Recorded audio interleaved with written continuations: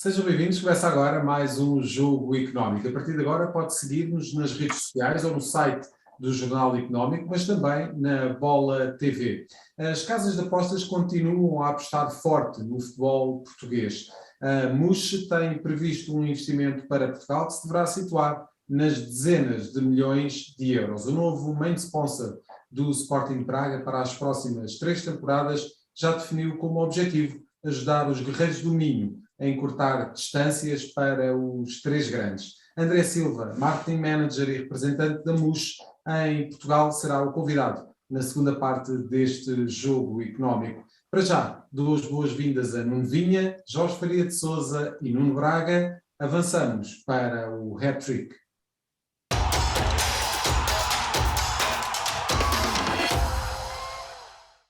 Já sabe, lançamos para debate 3 números que marcaram a semana. Nuno, começamos com a Premier League e com o valor referente às perdas de receitas referentes à época 2020-2021. Nem a melhor liga do mundo escapou aos efeitos da pandemia nas contas dos clubes. E são 1,6 mil milhões de euros, foi quanto perderam os clubes da Premier League em receitas na época desportiva de 2020-2021. É uma quebra de 25% em relação aos valores encaixados na época anterior. Recordo que essa temporada foi a primeira pós-pandemia e as receitas atingiram os 5,7 mil milhões de euros, dos quais 3,9 mil milhões são referentes aos direitos audiovisuais. Os Big Six, ou seja, o leque de equipas composto por Arsenal, Chelsea, Man United, Liverpool, City e Tottenham, perderam ao todo 810 milhões de euros, segundo o relatório da Front Office Sports, perdas que representam 63%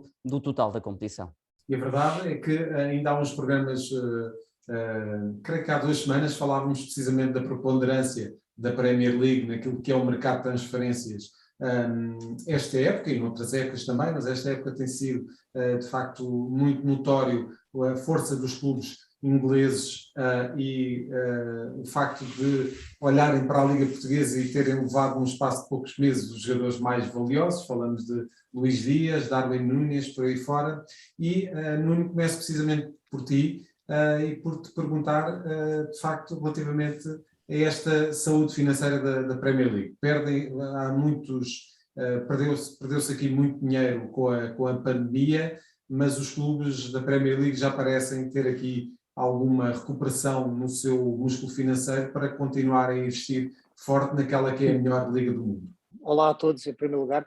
Ainda há pouco, ainda na gravação não tinha começado, estávamos a comentar com o Jorge, os acionistas do Chelsea, e este número, por acaso, é interessante sobre isto, porque no momento em que as empresas, qualquer empresa, não tem receitas suficientes, é a altura dos acionistas e dos homens do dinheiro que compõem o capital daquelas empresas começarem a chegar-se, como se costuma dizer coloquialmente, chegar-se à frente para fazer aumentos para que estes clubes consigam ter a mesmo tipo de competitividade que tinham antes. E aquilo que falávamos ainda antes de começar a gravação é que o Chelsea, sem o seu acionista tradicional e dos últimos anos, o Abramovich, parece ter neste momento menos capacidade para fazer estes investimentos em bons jogadores, em boas contratações, para se reforçar. E isto pode ser uma consequência desta ausência de receita verificada nesta época da pandemia e suas consequências que se arrastam depois. É claro que se há um campeonato na Europa que tem capacidade para dar a volta por cima disto, é de facto o campeonato inglês, em que se num ano a coisa pode não correr bem, e por uma circunstância que não afetou só o campeonato inglês, afetou toda a gente, nos anos seguintes vai recuperar com certeza. Eu acho que eles têm um modelo de negócio, uma marca, têm uma distribuição, têm uma aceitação a nível global, têm clubes, têm jogadores, têm estrelas suficientes para poder garantir o seu próprio futuro para muitos anos, e com bons investimentos e gerar muita receita, que por sua vez acaba por resultar em contratações fortes noutros campeonatos, enfraquecendo os outros e fortalecendo-se assim. Jorge, e se há liga que pode perder dinheiro desta maneira, é a Premier League. Sim, em primeiro lugar cumprimentar os Nunos e dizer, podemos retirar já aqui, desde logo, 2 conclusões. Uma é a importância que têm os direitos televisivos, mesmo para um contexto de uma liga como a Premier League, que tem depois outro tipo de receitas e até receitas de transferências e uma capacidade financeira muito acima da média, como sabemos, mas tem aqui os direitos televisivos e os direitos audiovisuais uma importância determinante. Depois olhamos para este mercado de transferências e embora, obviamente, a Premier League vai ser a grande campeã naquilo que se trata de grandes transferências, de grandes transações, mas a verdade é que mesmo assim olhamos para este mercado de transferências que está agora a decorrer até ao próximo dia 31 de agosto e a verdade é que já não vemos, com exceção se calhar de Darwin Núñez, de transferências assim tão elevadas. Se recuarmos, por exemplo, há 6, 7 anos atrás, podemos recordar, por exemplo, transferências como de Paul Pogba, que chegou ao United por 105 milhões de euros, qualquer coisa como isso. Aliás, não houve neste mercado ainda nenhuma transferência acima dos 100 milhões de euros nesta época desportiva, neste mercado de transferências. E, portanto, obviamente, pode também recorrer disso. Agora, se há a Liga que irá recuperar mais rapidamente que as outras e que tem enormes fontes de receita, é a Premier League. E, portanto, não me admiraria que no próximo ano os números fossem diferentes para melhor, porque efetivamente é a melhor liga do mundo, mais competitiva, mais vista e naturalmente irão recuperar grande parte destas perdas que se registaram neste primeiro ano pós-pandemia. Nuno, e vamos continuar para o segundo número deste hat-trick para falar daquele que é um dos maiores talentos considerado um dos maiores talentos do futebol europeu à atualidade e da polémica que esteve à volta deste jogador. Estamos a falar de Chico Conceição, são 5 milhões de euros, é quanto recebe o Porto pela transferência do jovem jogador que se mudou para o Ajax dos Países Baixos, sai em saldos porque era esse o valor da cláusula de rescisão e numa altura em que se falava inclusivamente de uma renovação do contrato que terminava no final da próxima época, obviamente com uma atualização também desse valor da cláusula para proteger esse ativo. O filho de Sérgio Conceição era visto como um jogador de tremendo potencial e por essa razão a transferência não foi acolhida de forma pacífica, deixou o Dragão em brasa, ao ponto de se ter gerado uma polémica a envolver o líder da claque Super Dragões, Fernando Madureira, e o técnico dos Azuis e Brancos. Jorge, o que é que esta transferência de Francisco Conceição para o Ajax de Amsterdão nos diz sobre o ambiente interno do Futebol Clube do Porto? Em primeiro lugar, diz que as coisas não estão pacíficas, mas em segundo lugar, e olhamos para outros exemplos, e curiosamente num dos outros rivais, o Sporting ou mesmo o Benfica, não lança jogadores na equipa principal sem lhes renovar o contrato. E parece-me que aqui o grande erro do Futebol Clube do Porto, até há curiosidade noutros clubes, onde a camisola 10 tem outro tipo de importância e de peso, dão a camisola 10 ao Chico Conceição, que com apenas 19 anos é um grande talento do futebol português.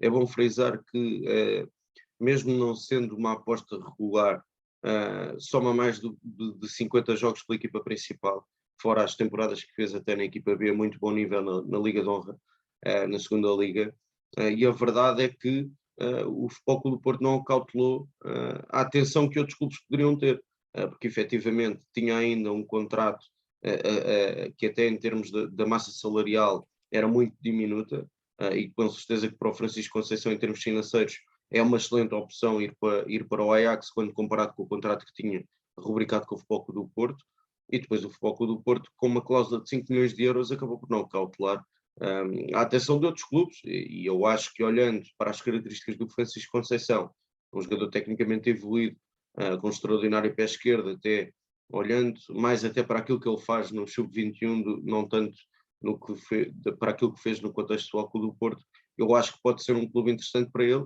assim seja a aposta do treinador. Nuno, surpreendeu-te esta transferência?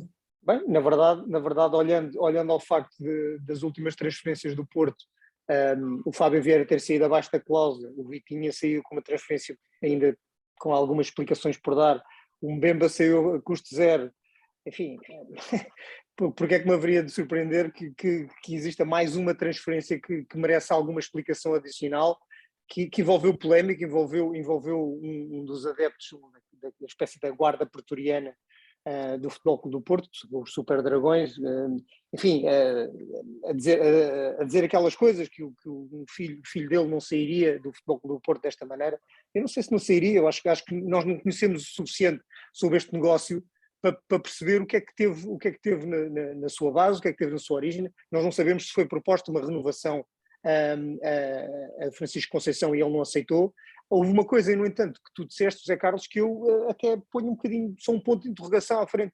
Eu não sei se o Francisco Conceição, eu não vi o suficiente do Francisco Conceição nos jogos que fez pelo Futebol Clube do Porto para me dizer que ele é um jogador de top de nível europeu que mereceria desde já, e com a idade que tem e com aquilo que mostrou, um contrato de 20 milhões de euros ou de 10 que seja, não sei. Só porque está nomeado para o Golden Boy, Sim. para aquele prémio dos melhores jogadores europeus. Ok, e quantas pessoas estão nomeadas para esse O lote está reduzido, creio que para 80.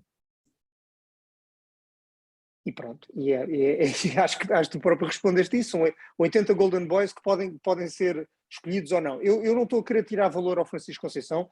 De facto, eu já o vi jogar, acho que ele sim tem um belíssimo pé esquerdo, é um jogador com potencial. Não sei se neste momento, faça aquilo que jogou, faça aquilo que demonstrou, existisse algum clube que pudesse pagar mais por ele do que aquilo que pagou, e o Futebol Clube do Porto provavelmente ainda vai ter que dar algumas explicações. Eu acho que houve até um dos candidatos à presidência do Porto que disse aqui uma coisa, que o silêncio do Pinto da Costa sobre este caso começa a ser um bocadinho forte demais. Se calhar o presidente do Futebol Clube do Porto tem que dar alguma explicação aos sócios e acalmar um bocado as hostes, até porque tem o pai deste jogador à frente do banco para mais uma temporada. Nós sabemos que ele gosta de climas assim um bocadinho agrestes, mas enfim, se calhar este também pode ser uma gota d'água que faz transbordar o copo. E temos que ser rápidos para o último número. Nuno, vamos falar dos estrangeiros na Liga Portuguesa. São 59%, aliás, 59,8%, é que está correto, é a percentagem de jogadores estrangeiros a atuar no principal escalão do futebol português. É a segunda Liga Europeia a registrar maior número de estrangeiros para a nova época. São ao todo 305 futebolistas, sendo que 124 são de origem brasileira. Portugal apenas fica atrás da Premier League, que irá contar com 66,1% de jogadores estrangeiros. Nesta lista, a seguir ao Campeonato Português, surgem as ligas italiana, alemã, francesa e espanhola. Nuno, surpreende de certa forma, eu iria pedir uma resposta rápida, tanto a ti como ao Jorge, surpreende de certa forma que nós, como Liga, precisamos de potenciar a formação e de vender esses jogadores ainda jovens, que tenhamos tantos jogadores estrangeiros, quase 60%? Não, na verdade não. Acho que os clubes portugueses estão a fazer bom trabalho na formação, seja com jogadores que são jogadores portugueses, sejam jogadores até de outras nacionalidades que vêm fazer formação em Portugal. Portugal é reconhecido, o mercado português, como um exportador de talento ainda numa fase prematura, e não quer dizer com isto que o jogador português tenha perdido qualidade ou que tenha poucas oportunidades, porque os sub-20, os sub-17, os sub-18, a Youth League, as equipas mais jovens de Benfica, Porto e Sporting dão boa mostra de si, dão boa conta de si, portanto eu não acho que o talento português mais jovem esteja a perder qualidade por causa disto. Jorge, a mesma pergunta para este número, quase 60% de jogadores estrangeiros na Liga Portuguesa, a segunda Liga Europeia com maior percentagem de jogadores estrangeiros. Sim, acaba por não ser surpreendente, porque a Liga Portuguesa é muito vista como uma porta de entrada para outro tipo de mercados. Aliás, é curioso que até o próprio Enzo Fernandes, que foi uma das grandes contratações do Benfica para esta nova época, nas suas primeiras declarações acabou por assumir praticamente isso, que vem para o Benfica para depois poder brilhar no mais alto nível do futebol europeu. E, portanto, é muito em linha com isso. Obviamente, quando há esta sinergia também com o mercado brasileiro, é natural que assim seja, porque grande parte dos futebolistas estrangeiros a atuar em Portugal são também oriundos do Brasil. E ainda temos mais de um mês de mercado de transferências. Nuno Braga, muito obrigado pela presença neste hat-trick. Voltarás numa próxima oportunidade. Nós vamos para a segunda parte do Jogo Económico, ir para falar dos patrocinadores da Liga Portuguesa, de um dos mais recentes patrocinadores da Liga Portuguesa. Assim é aqui. Fique connosco. É já a seguir.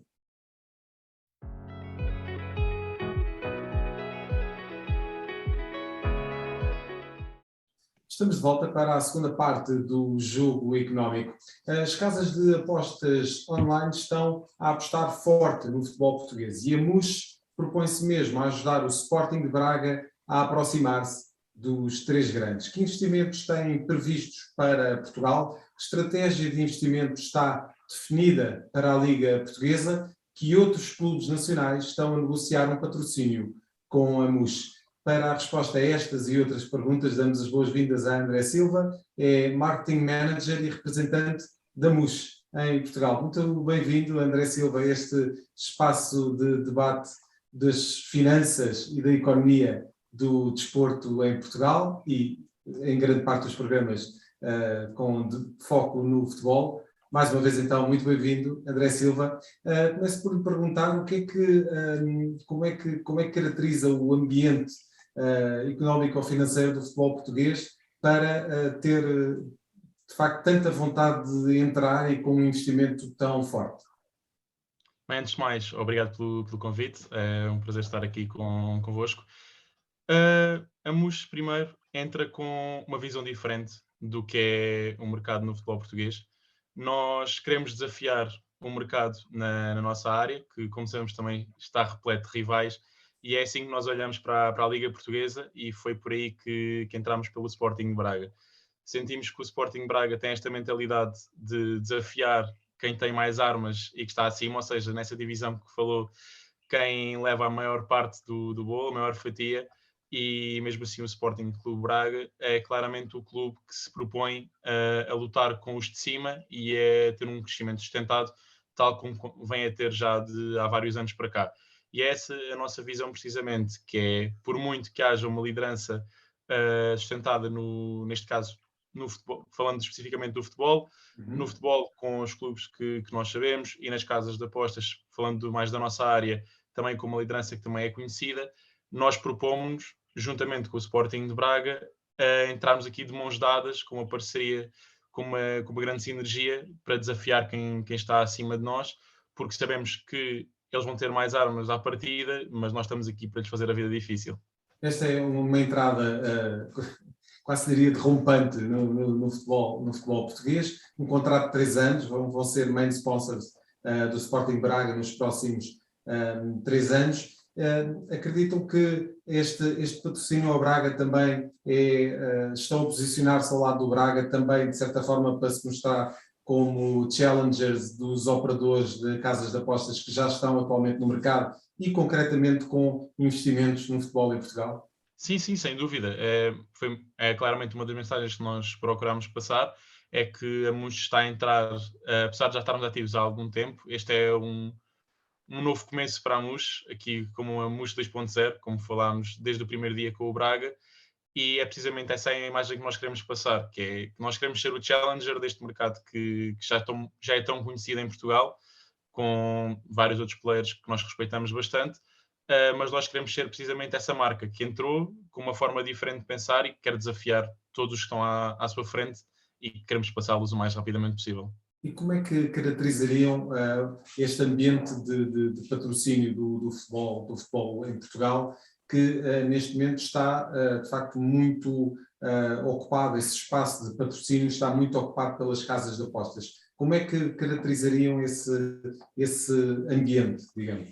A verdade é que nós tínhamos este plano para acontecer há algum tempo e do nada começou aqui este um bocado de frenesim do começo das casas de apostas, em que a esmagadora maioria dos clubes acaba por estar ligada a alguma casa, e tivemos de nos adaptar aqui ao contexto atual, que é, como está a dizer, realmente tivemos realmente a Betano, que entrou com muita força, outras marcas também entraram com muita força, e nós tivemos para passar esta imagem saudável, que acima de tudo é o que nós queremos passar. E sinto que nós no futebol português, entre o que são os patrocínios de casas de apostas com os clubes, temos um ambiente muito saudável. Acho que não há um mal-estar, acho que é algo muito saudável entre todas as marcas, e conseguimos encontrar o nosso espaço que, a nosso ver, permite-nos mostrar que estamos aqui para montar uma comunidade e com um sorriso na cara, e queremos que as pessoas tenham precisamente também esse sorriso na cara. André, este é um programa onde nós falamos muito de números, naturalmente, pela própria natureza do programa. Li na informação que nos remeteram que tem aqui a previsão de um investimento muito forte em Portugal, na casa das dezenas de milhões. Podem quantificar relativamente a este montante? Quantas dezenas de milhões é que serão investidos em Portugal? A verdade é que tudo vai depender do que for o desenvolvimento do mercado, não só o mercado geral em Portugal, porque é um mercado que está em expansão a olhos vistos, basta olhar para o que é os reportes do regulador e que são públicos, que é um negócio que todos os anos tem crescido percentagens espetaculares e que nós nos queremos inserir nisto rapidamente. Temos o nosso programa de investimento planeado para os próximos 3 anos e o nosso plano é que nestes próximos 3 anos sejam investidos essas dezenas de milhões de euros, não só no futebol, no negócio em geral. Ou seja, não nos queremos apenas ligar apenas ao futebol, mesmo o desporto, não apenas no futebol, e depois, claro, com uma área também de casino que exige um investimento também muito forte da nossa parte e que é um dos focos também da MUS. E este contrato com o Braga pode ser quantificado? Existem valores disponíveis? A verdade é que são valores que são mais ou menos públicos, a verdade é essa. Podemos partilhar que chegamos aqui a um acordo muito vantajoso com o Braga para as duas partes, pelo simples facto que houve uma grande sinergia no que foi a vontade de trabalhar juntos.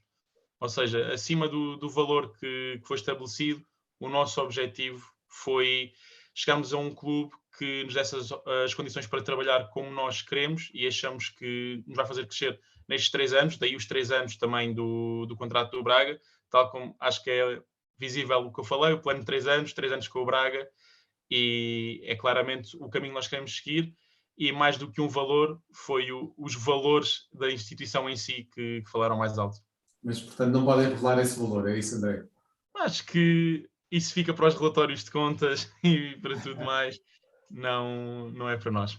Muito bem, com certeza. Vamos alargar então esta conversa aos nossos comentadores, ao Nuno Vinha e ao Jorge. Eu tinha aqui 2 perguntas, na verdade. Bem, Nuno, vamos a isso. Estava a ouvi-lo a falar, André, em primeiro lugar, olá, como está? Bem-vindo ao programa. Eu queria perguntar, que condições é que o Braga apresentou à MUS que não existem noutros clubes ou que vocês insistiram que existissem? Que condições especificamente é que são essas? Essa é a primeira. E a segunda pergunta era uma questão relacionada com o regime jurídico das apostas online. Se isto é adequado à atividade que é exercida em Portugal ou se existem ainda falhas nesta parte da legislação em Portugal, como sabe, só começou em 2015. Bem, quanto ao Sporting Braga, a nossa única exigência quando estávamos à procura de parceiros, não aqui Sim. Também não é patrocínio, nós gostamos de se referir como parceiros, porque para nós vamos de mãos dadas com eles a partir do dia 1, que foi o dia que nós começámos esta relação. Mas é um contrato publicitário, certo? Sim. Camisolas, estádio? Sim, vamos estar presentes nós somos o main sponsor do Sporting Clube Braga para as próximas 3 épocas e isso vai incluir uma série de ações que vão começar a ser visíveis, que já começaram, mas que para o público em geral certamente será mais fácil com o começar das competições já no próximo mês, que certamente ficará mais visível a nossa relação com o Sporting Braga. A nossa única exigência era a ambição do próprio clube, que acho que é bastante conhecida qual é a ambição do Sporting de Braga e é a mesma da MUS, cada uma na sua área, mas áreas que se tocam tanto, basicamente, e isso foi o que nós procurámos e a única coisa que exigíamos dos nossos parceiros quando procuramos é esta ambição. Ou seja, instituições que queiram chegar mais além e potenciar ao máximo as suas possibilidades. E, claro, o ADN que o Braga continua a construir com a aproximação da cidade, que está a verificar a construção da cidade esportiva, foram tudo coisas que falaram muito alto connosco e foi daí muito a decisão de nos associarmos a esta entrada de rompante, lá está, como já falaram, ser feita logo precisamente com o Sporting de Braga. Quanto à questão da legislação, acho que, e sinto, que existem pontos que podem ser melhorados, mas a verdade é que há uma relação saudável, tal como existe entre as casas, também existe uma relação saudável entre as casas e o regulador. Acho que nisso tivemos um bom ambiente no nosso país em termos de legislação, mas lá está, como em tudo, há espaço para melhorias, tal como já tem vindo a acontecer. Desde 2015 até hoje já existiram melhorias a ser aplicadas, mas certamente nos próximos anos também haverão umas que deverão ser aplicadas e que certamente já estarão em discussão. Antes de passar para o Jorge Faria de Sousa, provavelmente também tem algumas questões para colocar. Deixe-me só perguntar, André, relativamente àquilo que aconteceu em Espanha, em que existiu restrição relativamente aos patrocínios de casas de apostas, Temem que um dia essa restrição possa chegar também ao mercado português?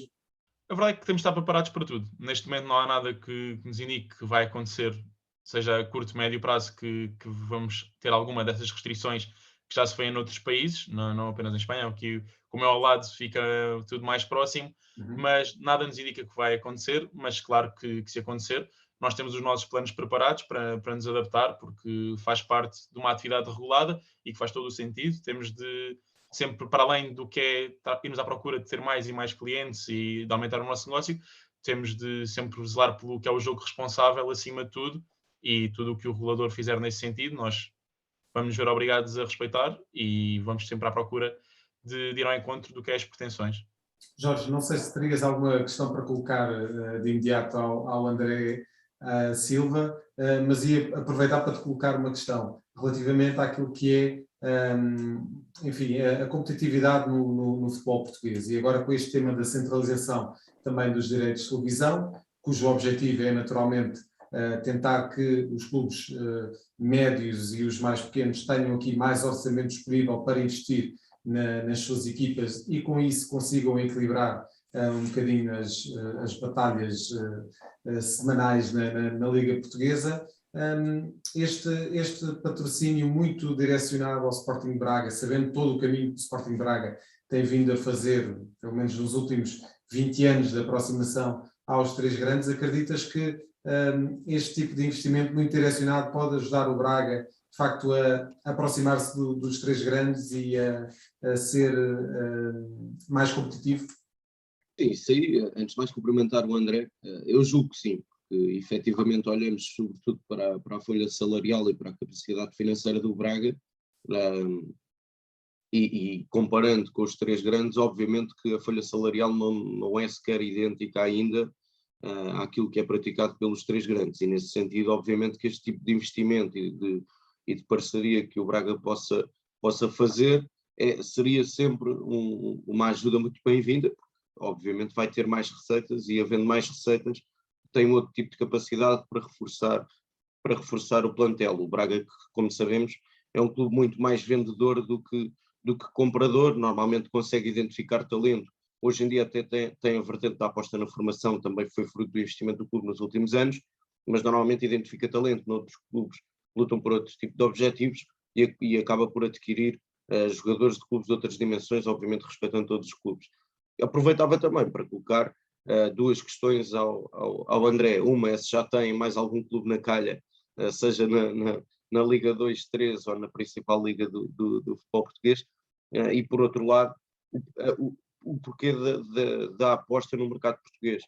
Olhando para a nossa dimensão, somos um mercado relativamente pequeno, onde já existem, como dizia o André e bem, já existem muitos players neste mercado, e o porquê dessa aposta, porque de facto será um desafio para um mercado tão pequeno ter tantos players como existem hoje. Quanto à questão dos mais patrocínios, a verdade é que existem conversas com mais clubes. Quanto à dimensão dos clubes, à presença em termos de divisão em que estes jogam, posso partilhar que são clubes, primeiro, que não são do principal escalão. No principal escalão, a MUS apresenta-se para a próxima época desportiva, apenas ligado ao Sporting Clube Braga, e é aí que nós quisemos estar desde o primeiro dia, sempre foi a nossa visão, e vamos manter essa mesma ótica. Existem outras conversações com outros clubes para presenças diferentes e que vão no sentido do que eu falei pela escolha do Braga, da questão de uma comunidade, porque, e aqui já respondendo também ao mesmo tempo à segunda questão, do porquê o mercado português e porquê a aposta, é que nós acreditamos que tudo foi feito de uma certa forma até agora no mercado português, e bem feito, claro, essas empresas têm o seu sucesso, mas nós achamos e acreditamos que existe um espaço para ocupar com uma forma diferente, trabalhando aqui um lado de comunidade, e todos estes clubes, que não são muitos, posso partilhar isso, nós não queremos ter uma estratégia também de entrar em muitos sítios ao mesmo tempo, queremos focar-nos em pontos-chave. A verdade é que estas parcerias são todas muito bem pensadas e são todas neste sentido de nós escolhemos Portugal por sentirmos primeiro que é um mercado em crescente, que continua a crescer, apesar de, pronto, já tem os seus players sustentados, continua a crescer todos os anos, e não se perspectiva que exista uma estagnação brevemente. Por isso, está em crescimento, aí é um ponto que em termos de negócio é uma escolha que acaba por se tornar lógica em termos do grupo, a entrada em Portugal, mas também pelo que é o sentido da abordagem de quem já cá está, quem já cá estava e de quem está para estar, basicamente. E a nossa proposta de valor em termos de mercado é precisamente essa, é fazermos as coisas um bocado de forma diferente, irmos à procura de ter aqui um ponto de vista de entretenimento também para os nossos jogadores e dar um sentido de comunidade, ou seja, não estar só apenas focado na aposta, sermos voltar à questão do Challenger, desafiar com um sorriso na cara quem já cá estava, e é nesse sentido que falamos também com mais clubes, que são negociações que ainda estão a decorrer neste momento e que teremos todo o gosto em partilhar aqui boas notícias brevemente e que esperemos que assim seja possível, mas que são clubes que estão precisamente com a mesma atitude que nós estamos perante o mercado, que é querem desafiar quem está acima, querem crescer, alguns reerguer-se, e é nesse sentido que nós queremos caminhar com eles também. André, como é que vocês fazem essa espécie de prospecção de mercado? Olhar para aquilo que é o universo do futebol português, e estamos aqui a falar da Primeira Liga, da Segunda e da Liga 3, tentar perceber que clubes é que estão, de facto, em fase de crescimento e com um projeto que seja sólido, e apresentar-lhes uma proposta de valor. É assim que funcionam em termos de mercado. Explique-nos um bocadinho como é que funciona todo este processo até chegar ao patrocínio na camisola e noutras vertentes também. Primeiro de tudo dizer que, apesar de nós fazermos parte de um grupo, a MUS faz parte do grupo Caravel Entertainment, que é um grupo internacional, mas a MUS tem uma equipa que basicamente está em Portugal a 100% e formada apenas por pessoas portuguesas e muito conhecedoras do mercado, não só das apostas, também como de desporto, de futebol em específico. Ou seja, existe todo um trabalho de casa feito este foi feito durante já 2022, ou seja, o que era a preparação de 2022-2023, onde foram identificados todos estes clubes com quem nós, por decisão, avançámos ou não com negociações, e depois existe todo um processo de apresentação da nossa marca, porque nós partimos aqui de um bocado do anonimato. Ou seja, éramos a marca que a esmagadora maioria das pessoas, mesmo quem estava dentro do futebol, não conhecia a MUS, e foi um grande trabalho que nós tivemos de fazer também, em termos organizacionais, foi dar a conhecer a MUS a todos estes potenciais parceiros, e daí sim arrancar com estas conversações para o que é o ser o sponsor para o próximo ano, para os próximos anos, porque nós também olhamos para o mercado português a longo prazo e não gostamos também de entrar apenas por um ano, por exemplo, digamos assim, porque é o normal falarmos no futebol especificamente, entrar por um ano, uma época desportiva. Nós olhamos sempre mais além, queremos fazer um processo sustentado com todos os nossos parceiros, e que quem entrar connosco desde este ano zero que estamos a viver agora, este momento zero, vai estar connosco para o que são certamente os próximos anos, o nosso plano de crescimento apoiado em todos eles. E lá está, depois desta identificação ser feita, nós próprios nos mostrarmos, tivemos conversas muito, muito positivas. Dar aqui também uma palavra à excelente organização de muitos clubes em Portugal, que tiveram uma grande abertura e mostraram muita flexibilidade para conhecer o mercado e um grande interesse. E daí para a frente tudo se torna mais fácil, porque a partir do momento em que existe este nível de profissionalismo, em termos de conversas, foi tudo muito simplificado e está a ser possível, apesar de não termos ainda nenhum acordo para além do Sporting Braga, que foi o nosso dia zero, foi o dia que nos apresentámos ao público. Esperamos ter mais novidades brevemente, mas a verdade é que foram conversas que foram todas feitas de forma muito fácil, porque existiu aqui um grande interesse de parte a parte para chegar a acordos e a ter estas conversas muito construtivas, sempre no âmbito construtivo, mesmo quando não foi possível chegar a acordo, de forma sempre muito construtiva, a olhar para o que é o mercado do futebol português e o que é o mercado das apostas esportivas em Portugal. André, já estamos mesmo a fechar esta segunda parte do jogo económico, mas não gostaria de deixar de perguntar e aproveitar que temos aqui um novo patrocinador que está presente na Liga Portuguesa de Futebol, para lhe perguntar como é que um patrocinador, e vocês ainda não têm essa experiência, que vai ser o vosso ano zero, como estava a explicar há pouco, mas como é que um patrocinador olha para uma Liga Portuguesa de Futebol, e nomeadamente para os clubes, quando se instalam aqui algumas polémicas que muitas vezes têm aqui quase uma base diária e que muitas vezes não dão propriamente um bom nome à Liga Portuguesa e aos emblemas que a compõem. Como é que um patrocinador lida com toda essa má publicidade, digamos. A verdade é que, lá está, como disse, é o nosso primeiro ano a patrocinar uma equipa do primeiro escalão em Portugal, mas temos toda a bagagem de quem nos acompanha em termos de equipa, que sabe perfeitamente como é que o futebol português funciona e tem todos esses problemas associados, mas a verdade é que... Sim, o que diga, não... Os problemas reputacionais, não é? Exatamente, porque a verdade é que nós, a partir do momento em que nos associamos a uma marca, e aqui posso dar o nosso exemplo, que neste momento a MUS está muito associada ao que é o Sporting de Braga, como é óbvio, vamos ser sempre impactados se existir alguma reputação negativa associada ao clube. Mas a verdade é que faz parte do nosso trabalho depois do dia a dia conseguir transformar isso em atenção positiva, e acho que é esta a atitude que todos os sponsors, e acho que já acontece, todos os sponsors, ainda por cima, nós no nosso meio, que estamos existe uma grande presença do que é nossa área de negócio na Liga Portuguesa, temos de olhar para isto como algo que vai acontecer com naturalidade. Todos nós sabemos como é que as coisas acontecem durante o ano na Liga Portuguesa, e faz parte do trabalho de cada marca aí potenciar ao máximo o que é as suas ligações às marcas dos clubes e transformar essa reputação em algo positivo e ajudar também o clube nesses momentos difíceis, porque se nós temos um parceiro para aparecer, também acredito que temos de ter um parceiro para dar a mão aos clubes quando assim é preciso.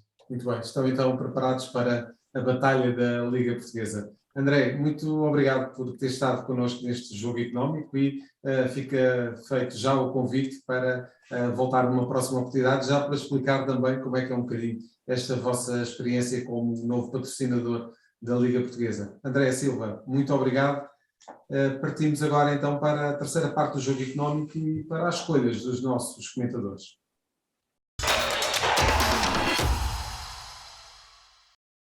Estamos de volta para a terceira e última parte do jogo económico, é a fase das escolhas dos nossos comentadores, e hoje começamos precisamente pelo número do Nuno Vinha. Nuno, 42,5 km por hora. É um número um bocadinho complexo, eu vou tentar ser rápido a explicar isto. Esta é a velocidade média das equipas do Tour de França nas primeiras 15 jornadas da prova.